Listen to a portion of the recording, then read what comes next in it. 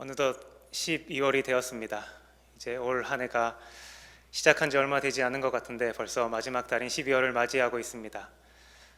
여러분들 올 한 해 한번 돌아보시면 어떤 생각이 드시고 어떤 마음이 드십니까? 아마 우리가 계획했었던 것들, 우리가 생각했었던 것들 그대로 이루어 주신 분보다 오히려 그 계획이 틀어지고 계획대로 안 되고 도무지 무엇을 해야 될지 모르는 상황 가운데 계시는 분들도 많으실 것입니다.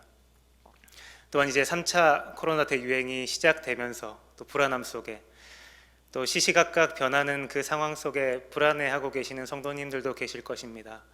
우리 그 모든 마음을 이 예배 가운데 가지고 나와서 또한 하나님의 답을 구하십시다. 아까 찬양한 것처럼 우리는 영혼의 삶을 바라보면서 살아가는 자들입니다. 그래서 오늘 이 예배를 통하여서 우리가 이 세상에 있는 일로 일희일비하지 않고 영원한 하나님의 나라를 꿈꾸며 동시에 이 땅에서 영원한 그 하나님의 나라를 살아낼 수 있는 힘을 이 예배 가운데 발견하시기를 소망합니다. 오늘 읽은 본문은 우리가 잘 알고 있는 하박국 선지서의 마지막 결론 부분입니다. 아마 성경 전체를 통틀어서 이것보다 아름다운 또 이것보다 귀한 고백이 있나 싶을 정도로 정말 아름다운 고백입니다. 무화과 나무 잎이 마르고 포도 열매가 없을지라도 우리의 양과 소가 없을지라도 나는 여호와 하나님으로만 만족하고 찬양한다라는 이 고백, 오늘 이 고백을 우리가 함께 보았습니다. 하지만 실제로 처음부터 하박국 선지자는 이러한 고백을 가지고 있지 않았습니다. 오히려 정반대의 모습입니다. 이 땅에 있는 불의함과 악함을 스스로 해결하지 못하고 하나님 앞에 묻고 따지고 탄식하는 마음으로 나아갔었던 선지자가 바로 이 하박국 선지자입니다. 오늘 우리가 읽었었던 본문 말씀을 통하여서 하박국 선지자와 같은 우리 마음, 도대체 무엇이 그를 그토록 답답하게 만들었으며 하나님에게까지 그렇게 따지게 만들었는지, 또 하나님께서는 이 선지자를 어떻게 이끌어 가셔서 이 탄식을 노래로 바꾸어 주셨는지를 같이 한번 살펴보기 원합니다. 그래서 오늘 저희가 읽었었던 본문 하박국 3장 16절부터 19절 말씀을 통하여서 탄식이 기쁨의 노래가 되다 라는 제목으로 하나님의 말씀을 전하겠습니다. 우리 모두는 다 해결되지 않는, 또 우리가 이해되지 않는 질문들이 한 가지 있을 것입니다. 성도님들은 어떤 질문이 있고 어떤 고백이 있으며 어떤 마음의 아픔이 있으십니까? 오늘 본문에 등장하는 하박국 선지자 또한 이러한 질문이 있습니다. 이런 마음의 답답함을 하나님께 가감없이 토해냅니다. 우리가 읽지 않았지만 본문 앞에 있는 1장 3절에서 4절 말씀입니다. 우리 이 말씀을 같이 한 목소리로 읽도록 하겠습니다.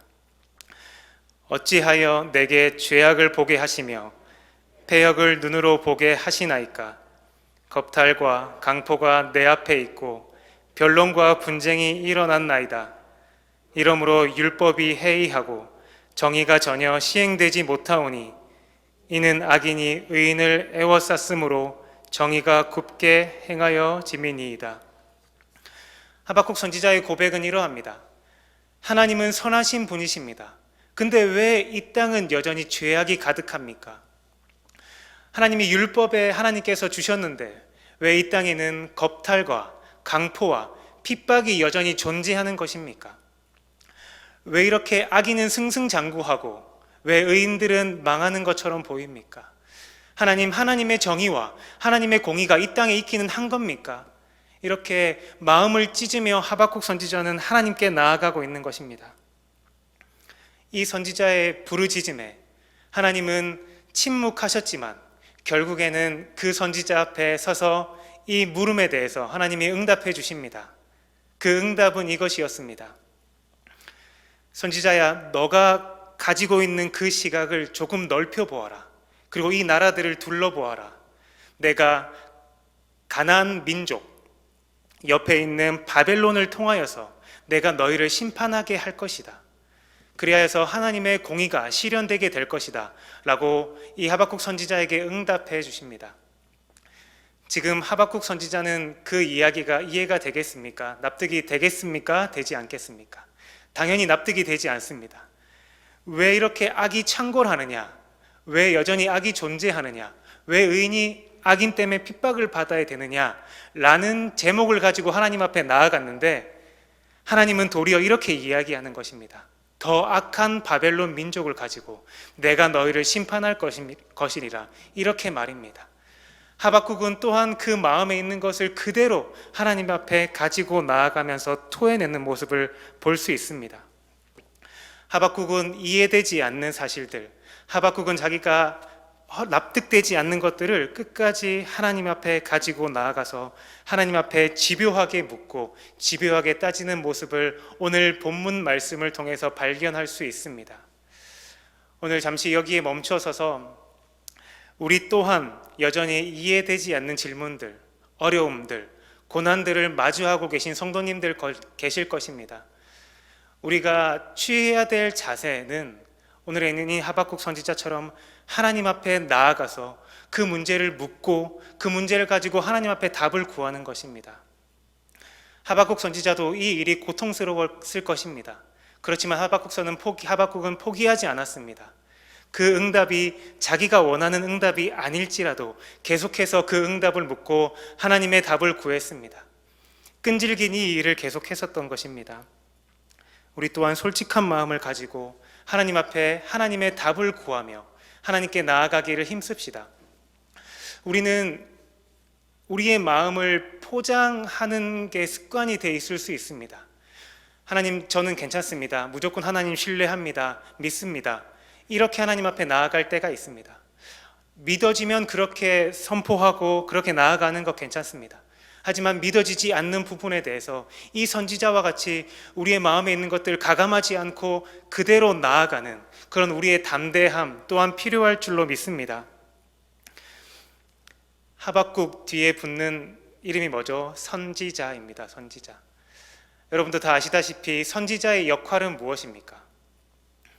하나님 편에 서서 하나님의 말씀을 대언하는 사람입니다. 하나님 편에서 하나님의 마음을 그대로 전하는 사람이 선지자입니다. 하지만 지금 하박국 선지자는 반대가 되었습니다. 백성의 입장에 서서 하나님 앞에 묻고 따지고 있는 것입니다. 자기의 본분을 제대로 다하지 않고 있는 선지자, 이 선지자가 바로 하박국 선지자입니다. 하지만 하나님께서 그 하박국 선지자에게 나무라지 않으시고 왜 왔냐라고 계속해서 침묵하지 않으시고 그 답변을 무시하지 않으시고 계속해서 하박국을 설득하는 모습을 볼 수 있습니다. 우리 또한 하나님 앞에 끈질기게 계속 나아가는 그 삶을 회복합시다. 하나님께 나아가는 자는 하나님께서 상을 주신다고 말씀하셨고 하나님께 지혜를 구하는 자에게는 하나님이 후히 주신다고 하셨습니다. 우리 그 하나님과 더욱더 친밀해지는 시간을 이러한 기도 제목을 통해서 이러한 질문을 가지고 하나님 앞에 나아가 보시겠습니다. 나아가 보십시다.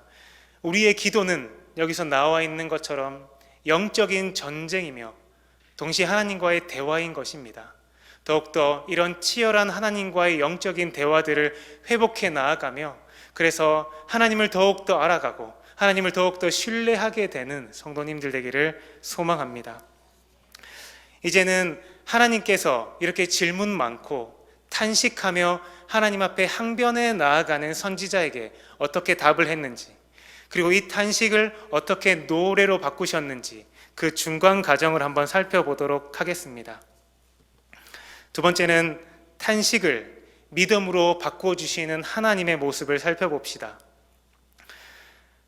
하나님의 믿지 않는 악한 민족을 통하여서 하나님의 나라, 이스라엘 백성을 심판하겠다라는 그 하나님의 말을 들은 선지자가 바로 하나님께 따지기 시작합니다.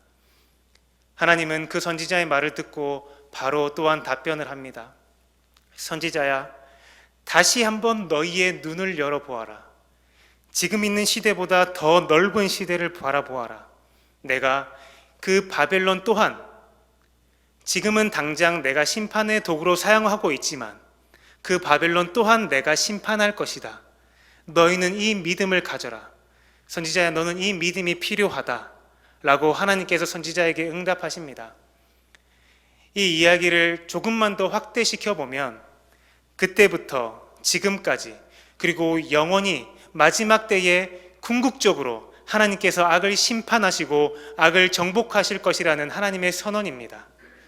그래서 2장 14절에 이렇게 나와 있습니다. 물이 바다를 덮음같이 여호와의 영광을 인정하는 것 같이 하나님을 아는 지식이, 하나님의 영광이 가득 찰 것이다 라고 하나님이 선지자에게 하나님의 응답을 주십니다.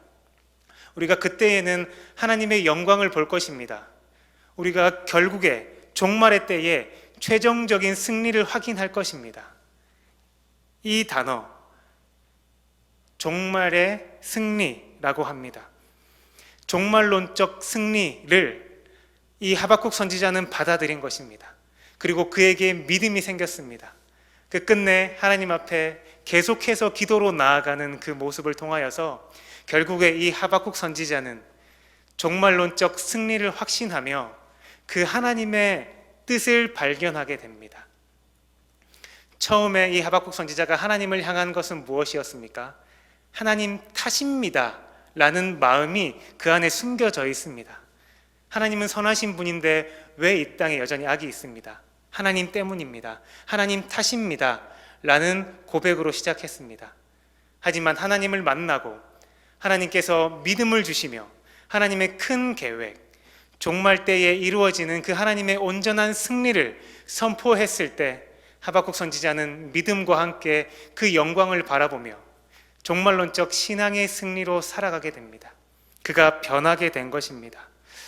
우리 또한 이렇게 하박국 선지자와 같은 끝끝내 끈질긴 기도와 항변을 통하여서 하나님의 응답을 기다리는 신앙생활을 하기를 원합니다.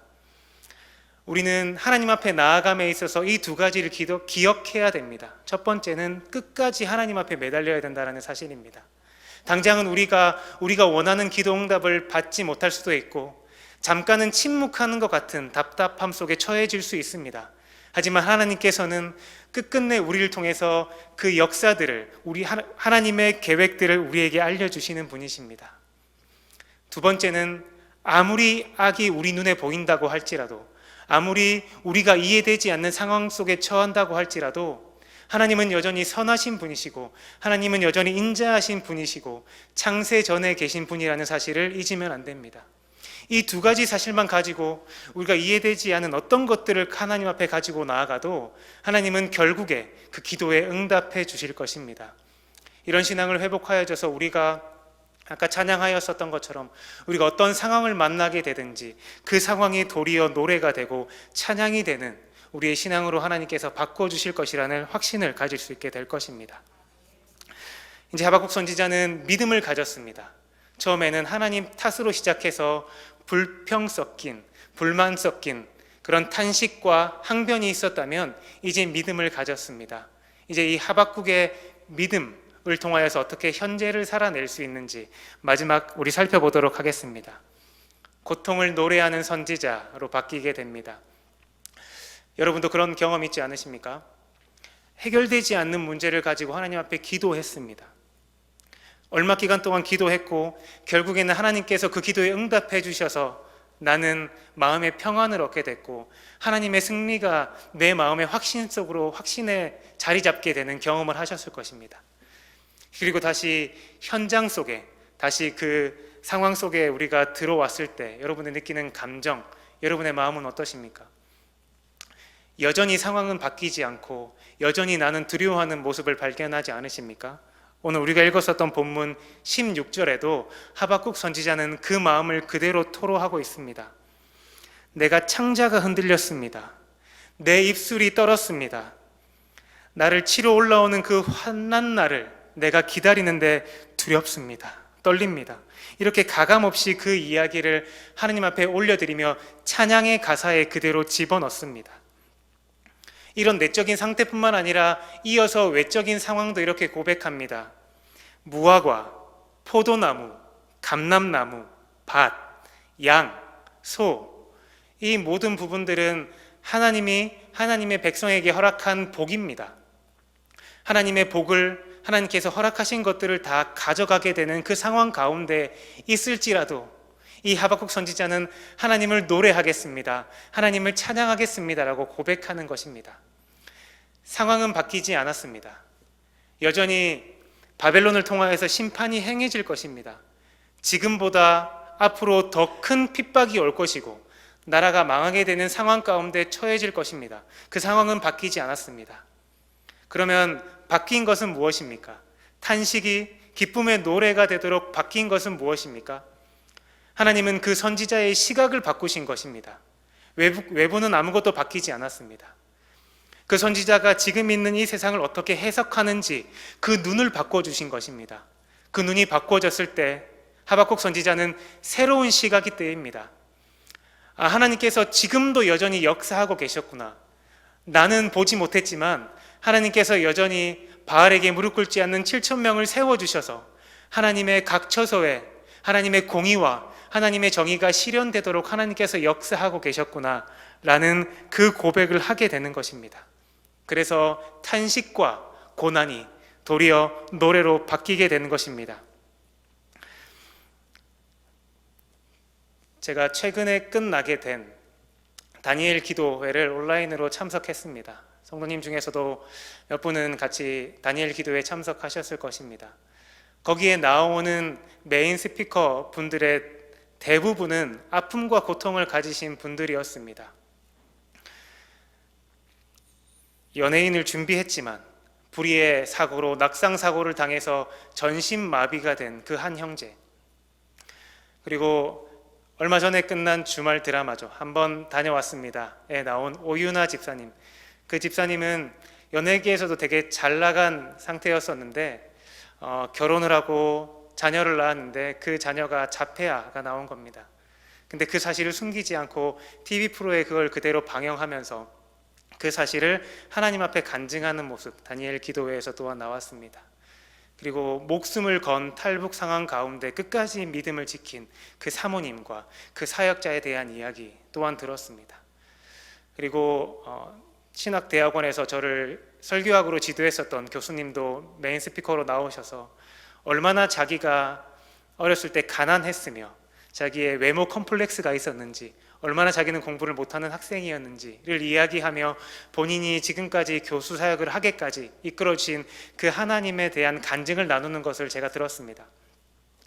여기서 나오는 대부분의 사람들의 공통점은 무엇입니까? 아픔과 고통이 있다라는 것입니다. 근데 그 아픔과 고통이 도리어 바뀌어서 간증이 되고 그 아픔과 고통이 하나님의 뜻과 만나게 되니까 그게 전도가 되는 것이고 사역의 현장이 되는 것입니다. 다니엘 기도회가 끝나고 그 영상을 본 그 시청자들의 있는 이야기들을 또한 찾아봤습니다. 대부분 같은 고백입니다. 오윤아 집사님의 간증을 너무 잘 들었습니다. 저에게도 자폐아이가 있습니다. 저는 그 사실이 부끄러웠고 숨기려고만 했습니다. 하지만 당당하게 거기서 나누는 모습을 보고 저도 힘을 얻었고 저도 더욱더 좋아질 것이라는 확신을 가지고 나아가게 됐습니다. 감사합니다. 저도 여러 가지 사고를 당해서 힘든 상황 가운데 있었습니다. 저는 그래서 내 생명을 스스로 끊으려고 했습니다. 근데 형제님은 전신마비를 당했는데 어떻게 그렇게 웃으면서 그렇게 밝게 유튜브를 하면서 하나님을 찬양할 수 있겠습니까? 찬양할 수 있습니까? 저도 그 마음에 감동받았습니다. 저도 또한 살 이유를 찾았습니다. 저도 그렇게 살겠습니다. 저도 외모 컴플렉스가 있습니다. 저도 집이 가난합니다. 하지만 하나님께서 저를 하나님의 사람으로 사용될 것을, 하나님이 나를 쓰실 것을 내가 확신하면서 나아갑니다. 그런 고백을 계속하는 것이었습니다. 지금 내가 고난 가운데 처해 있는데 목숨을 걸고 북에서 남으로 넘어온 그 사모님의 간증을 들으며 지금 내 삶을 다시 돌아보게 되었습니다. 너무나 부끄럽습니다. 다시 한번 그 신앙이 회복되기 원합니다. 그 일들을 계속하는 것입니다. 사람이 사람을 어떻게 치유할 수 있고 어떻게 위로를 줄 수 있습니까? 같은 고난에 처해 있고 같은 아픔을 겪은 사람이 그 사람의 마음을 이해해 줄 수 있고 그 사람의 마음을 치유할 수 있습니다. 치유하지 않아도 치유하려고 노력하지 않아도 괜찮습니다. 억지로 조언을 해주지 않아도 괜찮습니다. 자기 이야기를 하는 중에 듣는 사람은 같은 처지에 있으면서 그 마음이 회복이 되고 그 마음이 치유가 되고 또 그 중심에 하나님이 계시다라는 사실을 발견했을 때 그 같은 아픔에 있는 사람 또한 하나님을 만나게 되고 하나님을 바라보게 되는 계기가 될 것입니다. 이 코로나 상황 가운데 우리가 어떻게 하나님을 증거할 수 있으며 어떻게 하나님을 전하는 도구로 사용될 수 있겠습니까? 우리가 당한 고난, 우리가 당한 그 아픔, 그 사실, 그리고 그 사실을 가지고 하나님 앞에 씨름하며 몇 달간, 수년간, 10년 넘게 씨름하면서 얻은 그 결론을 가지고 그 사실을 나누는 것입니다. 그렇게 됐을 때 여러 아픔 속에, 여러 힘든 속에 있는 사람들이 여러분의 간증을 듣고 여러분의 삶의 이야기를 듣고 하나님께 돌아오게 되는 역사가 있을 것입니다. 하나님께서는 우리의 삶을 이끌어 가십니다. 우리의 삶과 삶을 돌아보았을 때 그게 우리의 간증거리가 되며 그게 우리가 하나님을 증거하게 되는 상황이 되는 것입니다. 19절에 마지막에 이제 선지자는 이렇게 이야기합니다. 주 여호와는 나의 힘이시라. 나의 발을 사슴과 같게 하사 나를 나의 높은 곳으로 다니게 하시리로다. 아멘. 이제 선지자는 주는 나의 힘이십니다 라는 고백을 하게 됩니다. 여기서 힘이십니다 라는 이 고백은 다시 한번 내가 하나님께 영적인 전쟁을 수행하겠습니다, 내가 영적인 전쟁을 하나님의 이름을 놓고 싸우겠습니다 라는 그 확신이 포함되어 있습니다. 처음에 서두에 이야기했습니다. 하박국 선지자는 하나님 편에서 하나님을 대변하는 사람이 아니라 백성 편에 서서 하나님께 묻고 따지는 선지자였습니다. 하지만 이제 하나님의 말씀을 통하여서 탄식이 노래가 되었고 그 노래가 다시 한번 선지자가 있어야 될 자리로 인도한 것입니다. 이제 그 뒤에 있는 모습은 나오지 않았지만 하박국 선지자는 다시 하나님의 마음을 알고 하나님의 마음을 깨달아 이제 하나님의 마음을 백성에게 선포하는 자리로 돌아갔을 것입니다.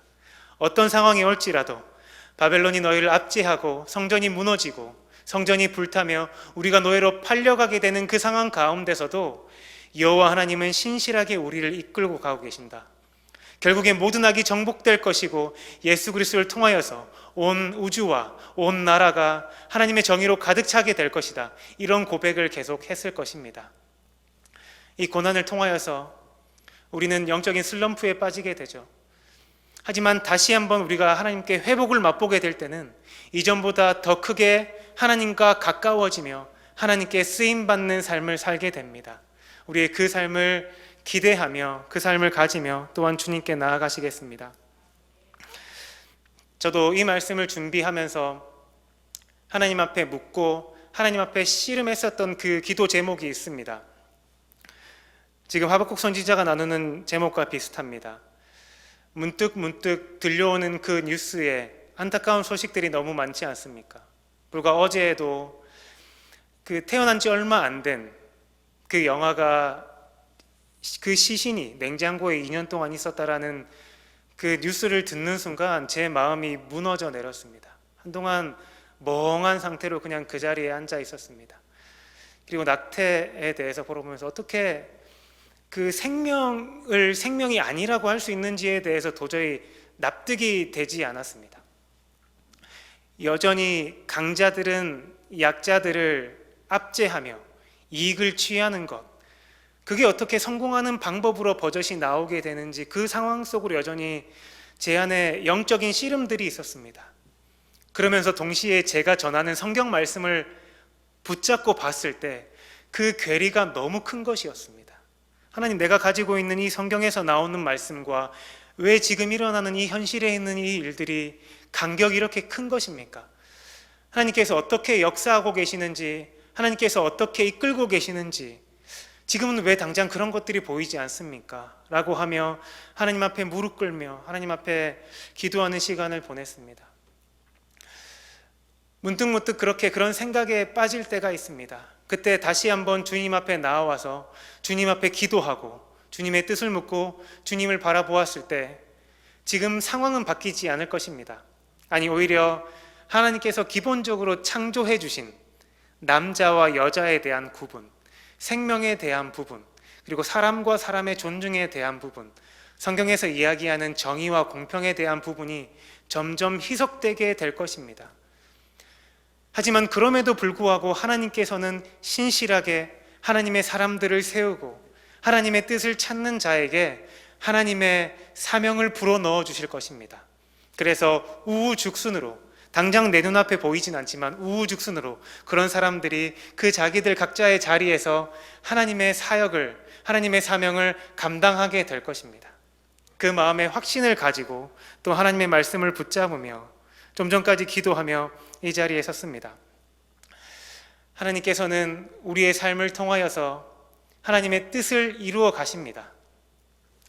제일 처음에 하박국 선지자는 도무지 자기의 상황과 자기의 환경이 이해되지 않는 모습으로 나왔었죠. 하지만 하나님께서는 그 선지자를 책망하지 않으시고 그 선지자가 이해될 때까지 하나님의 뜻과 하나님의 계획으로 설득해 주시며 사명자로 다시 설 수 있을 때까지 하나님께서 빚어가셨습니다. 우리 상황 가운데, 물론 우리 개인의 삶 가운데 하나님께서 선하게 이끌어 주십니다. 매번 그렇게 하박국 선지자가 이야기하는 것처럼 모든 것이 안 되고 모든 것이 망하고 이렇게 되지 않을 것입니다. 그럼에도 불구하고 우리는 그 신앙만은 가지고 있어야 될 것입니다. 우리 그래서 다시 한번 그 신앙을 확고히 하며 다시 한번 주님 앞에 이 우리의 마음을 가지고 나아갑시다.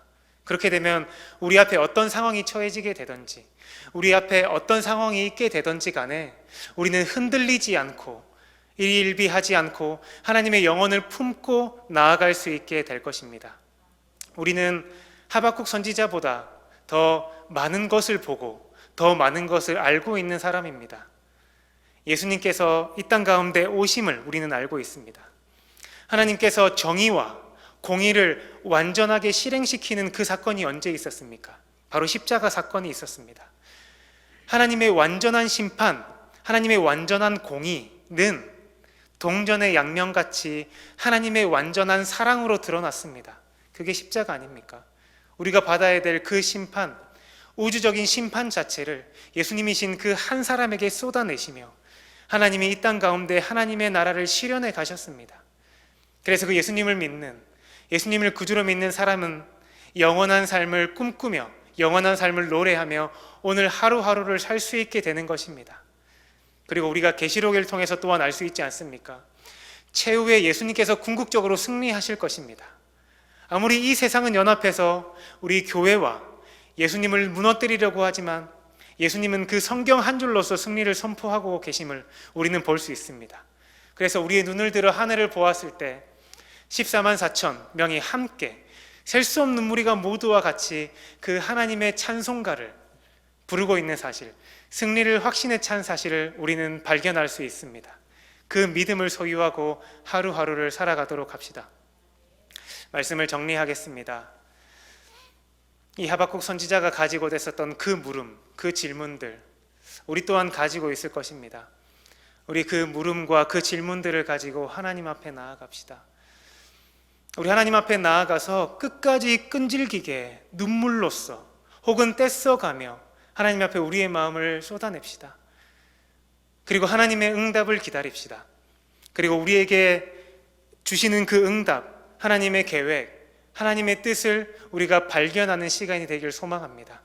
그랬을 때 이제 더 이상 상처와 이제 더 이상 우리의 그 고난은 고난이 아니라 전도의 도구가 되며 우리의 노래가 될 것이고 찬양이 될 것이고 간증으로 바뀌게 될 것입니다.